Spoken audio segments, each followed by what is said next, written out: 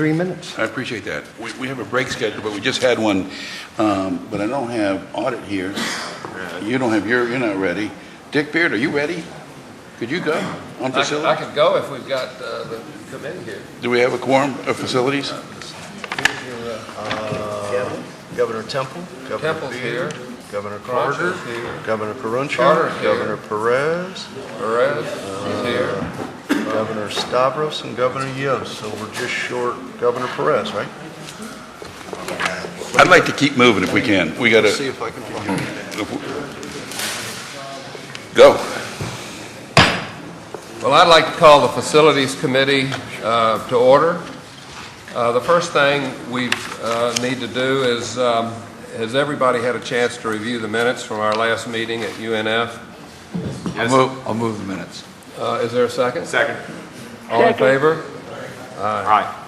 Thanks. The Director of Facilities is here, Chris. I'd like you to take us through the 3 bond resolutions which have been requested, and if you wouldn't mind, take them one at a time, and then we'll have a vote after your presentation, and then we'll go to the last 2 items on the menu on our agenda after that. Okay. Thank you, Governor Beard. I'll be glad to do that. Members of the committee. The first item up is a resolution for issuance of debt by the Florida Atlantic University Financing Corporation. This is to finance the construction of a new student resident facility. Before I move forward, I'd like to let the committee know there is a revised resolution and a revised project summary in your package. It's a hard copy.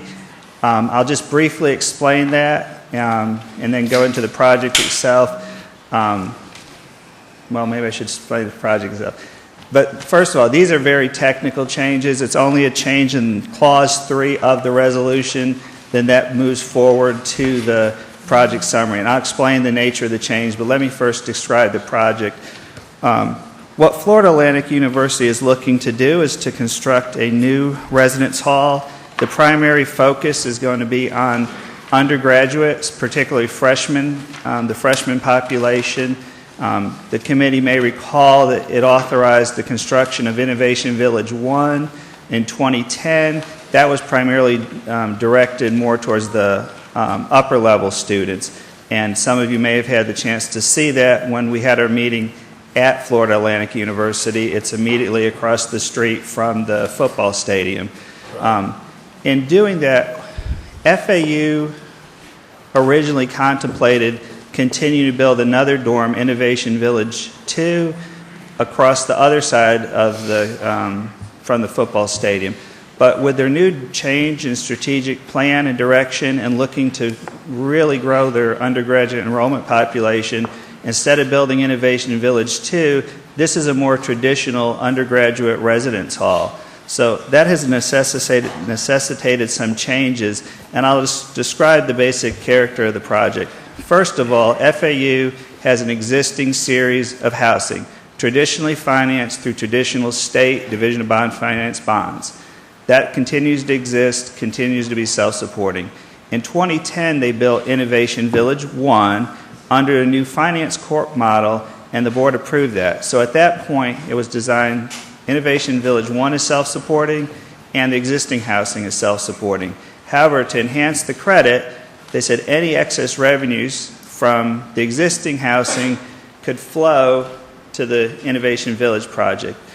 What is happening now is this next dorm will be a 3rd series, purely for the technical reason that when they put forth Innovation Village 1, they put a standard clause that said it has to have 1 year of financial performance. The project opened in the fall. We're not quite done with fiscal year 1. For the university to move forward with its aggressive growth strategy, it needs to have that new dorm open by fall 2013, hence the need to have this approved by the board today. So in order to comply with the language of the original bond covenants, they have to do this as a new subordinate series. And that will be this new project, this undergraduate residence hall. So again, the same similar structure. Existing housing, any excess revenues flow to the second project, the 2010 project. Any excess revenues from the 2010 project can now flow to the new project. It's not an uncommon structure, but it's definitely different for the state university system. All that to say, that's why in the clause, we have done our best to legally describe that in your original materials. After talking to counsel, it became necessary to tweak the language, how we described the claim. I had described it as a third lien. It's a subordinated claim. To me, it's a technical change. I think counsel would agree. That's the project. The demand is there. There's a letter from Governor Temple, who talked to FAU, examined the need for the project. I believe it's a good project. I hate to be overly complicated. That's just the nature where we find ourselves, because the university made a change in what it thought it was going to do from 2 years ago. And I'll be glad to take any questions. Are there any questions? I'd like to call on Vice Chairman Temple. You went and saw it, and you've kind of delved into it pretty detailed. I went through the campus, I wrote a letter, I think it's I very saw the letter, self-explanatory, and I think I agree with them, the time's right. Construction costs are kind of at the bottom. Financing costs are also at the bottom. I think they're going to go up. So, and then demand is clearly there. So, and it's a no-brainer site, as I call it. It's right there, right at a good location on campus, and all the infrastructure's in. So, you want a motion? Yes. I'll make a motion to approve that. Second the motion, Mr. Chair. There's a motion and a second. All in favor? Aye. Aye. Thank you. The second bond, Chris, go ahead. Yes, I'll see if I can be a little crisper on this one. This is a resolution of the board requesting Division of Finance issued bonds for the University of Florida to expand its existing J. Wainwright's Student Union on this main campus. The staff have examined the transaction. It's in compliance with the board's debt guidance policy. It's in accordance with statute. The University of Florida did get a statutory exemption. They're using an existing fee. They're not increasing the fee, but they're pledging a larger amount than is allowed in 101062. The legislature made an exception to that policy, and other than that exception, which has been granted in law, this is a good financial transaction, and it's in accordance with our board policy. Are there any questions? I'll move it, Mr. Chair. Second. All in favor? Aye. Chris, the last motion. Okay, the last item up for our bond resolution section of the agenda is on behalf of Florida State University, is to allow the Florida State University Financial Assistance, Inc., which is a subcomponent of the university boosters, to finance construction of a multi-purpose indoor athletic facility and related improvements on its main campus. The project will be financed with $15.6 million of tax-exempt bonds. The university has pledged a variety of revenues, existing revenues, conference, facility suite rentals, some athletic department rent, license and trademark revenues, and net ticket revenues. And so again, no student fees are being pledged towards the construction of this project. It is in accordance with the board's debt management guidelines and policy, and I believe the university has looked carefully at the financing. I know particularly in the write-up, there was a discussion of the pros and cons of a 20-year structure versus a 30-year structure. The university felt that in the final analysis, the 30-year structure provided net present value savings today versus long-term, future savings, and that made the project, the most feasible choice for the university. That's the project. I'd be glad to take any questions. Are there any questions? Move the project. Is there a second? Second. All in favor? Aye. Okay. Chris, would you give us the summary of the FSU modification to the facility in Tallahassee, please? Yes, in Tallahassee, the item is an amendment of an agreement between the City of Tallahassee, Leon County, Florida State University, and the Board of Governors. And this relates to the Tallahassee-Leon County Civic Center, which is, of course, located in Tallahassee. I'm sure many of you are familiar with it. the Board of Regents was a primary party to the original construction of the Sixth Civic Center, providing the bulk of the funding through legislative appropriations, and in fact was a party to the agreement under which the Civic Center Authority operates. The amendments, the Board of Governors has succeeded the Board of Regents in that role. In brief, the city and the county no longer wish to be involved in the direct, oversight management of the Civic Center and the, liability in that the Civic Center has lost some funding. However, the Civic Center is vital to Florida State University. It's the only venue of that size in Tallahassee. The university has nowhere else it could even reasonably construct close to campus, anything like it. So the proposal, as part of a long-range change, is to transfer ownership of the Civic Center to the university. The university will assume operations of the Civic Center. At some future point, the legislature will be asked to dissolve the Civic Center Authority, create a different structure, but formally, endorse the transfer of the ownership. In this year's budget, FSU was given authority by the legislature to begin this process of acquisition. There is some minor debt associated with this as well, some total of $4.1 million. The Civic Center Authority has never had any trouble with paying debt service. The numbers are there. That's a minor component of the project. But for the record, the board has to agree to release the City of Tallahassee, Leon County as partners of the agreement under which the Civic Center operates. I'd be glad to take any questions. I've worked very closely with Vicki Shirley, our general counsel, as this is an unusual transaction, and either one of us would be glad to take any questions. Are there any questions? I'll move the approval of this transaction. Second. All in favor? Aye. Okay. Thank you, Chris. Thank you. Appreciate it. At this time, I'd like to recognize President Judy Bentz. I know the President has been spending an awful lot of time on the Facilities Task Force, as I've said in the past, and as this board has said in the past, that we do have a crisis in funding. If this system wants to grow, we've got to find an answer, and I know that Judy and her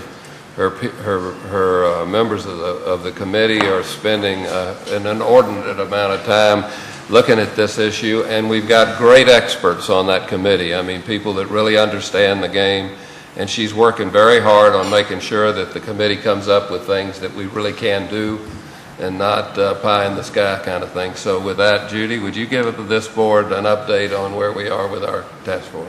I'll be happy to, Governor Barrett. Thank you very much.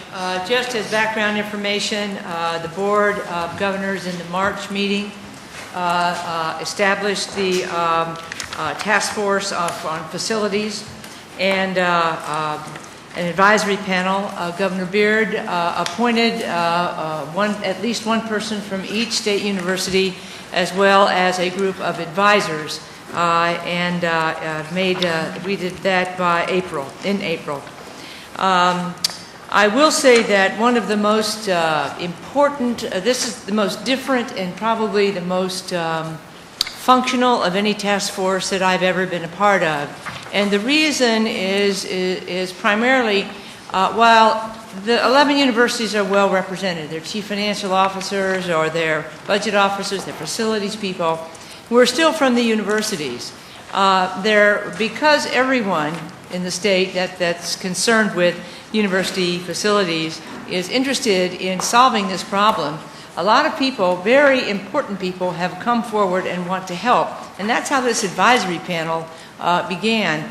And we have in the room with us the lead people, experts in the state on financing, on banking, on construction, on architecture, and they are even in law, and they are helping us, guiding us on finding solutions. They're serving at no cost. They show up. They are active. They want to help, and they are a great help to us. So you really have a public-private sector combination on the facilities task force. Another thing that we've done is we've met twice face-to-face. We met Wednesday morning here in Orlando, but we've divided up into work groups, and the work groups have also had several conference calls.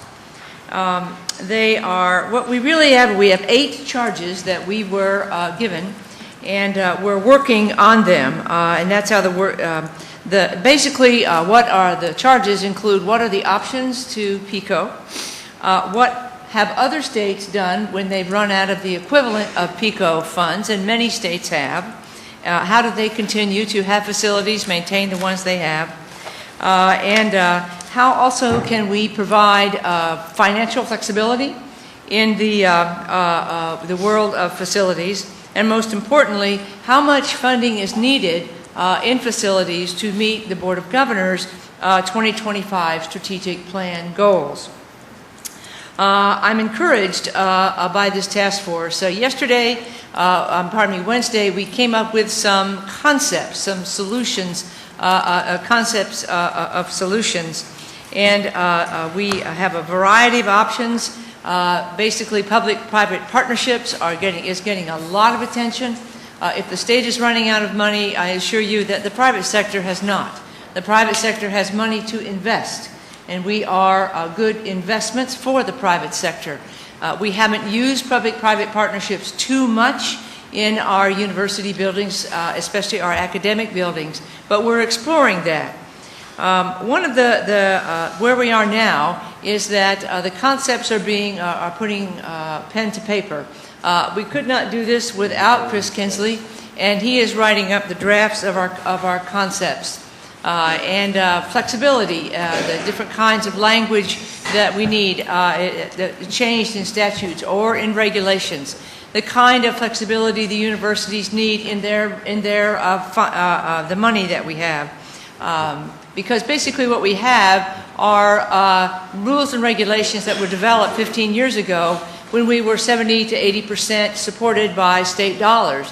We're not anymore, and that funding is dropping. So what kind of shifts do we need in the rules and regulations to catch up with where we are financially in the world of universities? Another thing that I've been very important, we've been very important to do is once these concepts are put down on paper in the next couple of weeks, I'm going to run them by, we are going to run them by the legislative leadership, we're going to run them by the governor's staff, we're going to run them by the Higher Education Task Force, headed up by Dale Brill, to make sure we're all on the same page. I have no intention of, we have no intention of bringing forward to you, Governor Beard, or you, the governors, something that will be dead on arrival in the legislature or is in conflict with anything else. We have 5 or 6 concepts that we're putting together. Maybe 1 or 2 will be acceptable, but that's what we're going to move forward. We may think an idea is very good, but if our solution is very good, but if the legislative leadership says, forget it, I'm going to forget it. You know, its time is not come. On the other hand, there are going to be some solutions that will take 2 or 3 years in the legislative and the policy process, and we'll begin to work on them. We're going to those that are still alive after the dead on arrival ones are weaned out. Then we're going to prioritize them in short term. For example, we have a crisis right now. We are out of money. Our buildings need maintenance, and we need buildings that need paint, roofs that need to be fixed, sidewalks that need to be repaired. There are safety issues. We're all sitting here with those issues right in our face. And so we're, for example, a short-term, there could be a short-term fix. Some tax dollars that are already being collected could be sent to PICO or to facilities for maybe 6 years and put a sunset on it.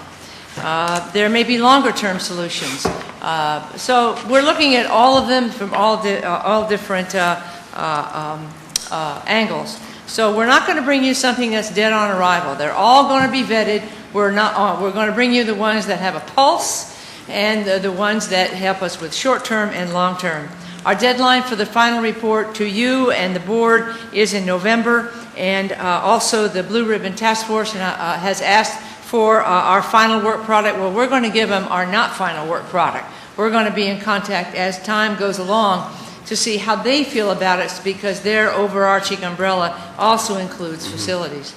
So at the end of the day, sir, I'm very hopeful that we're going to come up with some good ideas. You've got the smartest people in the state with their minds together, knowing we have a crisis, coming up with solutions that are practical. Well, that's great. Well, I know you're doing a great job, and I'm appreciative of all the people that are willing to serve on this Me too. committee, because it's so important. And it's pretty clear that the state and the legislature and everybody seems to understand that there is a crisis in this Right. area, and that we need to come together with some kind of solution. So, Right, and I think the most comforting thing is that we're not the first state to go through this. Many states have gone through it, and they have successful models that have alternatives to the former PICO process.